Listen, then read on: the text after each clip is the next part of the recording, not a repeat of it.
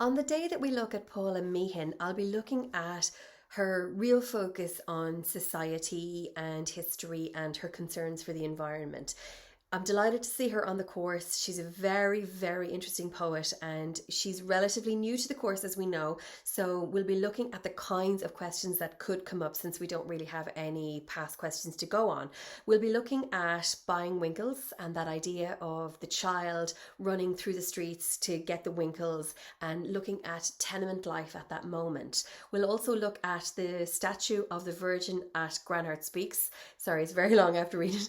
And looking at her commentary on society. She's very, very unafraid and she speaks her mind, and it's really, really refreshing. And of course you would be comparing a poem like that to The Exact Moment I Became a Poet, which of course is a social commentary as well on the snobbery that existed and still exists and the class system that exists within Ireland. She really has her finger on the pulse and she's a really interesting poet to be looking at. That really lends itself well to comparing to Prayer for the Children of Longing, which is that same idea, frustration at a society that doesn't care for its vulnerable. Hearth Lesson is a very personal poem, and looking at, you know, the beautiful use of Greek mythology when she talks about Zeus and Hera going at it and fighting in the tenement buildings and having to listen to that.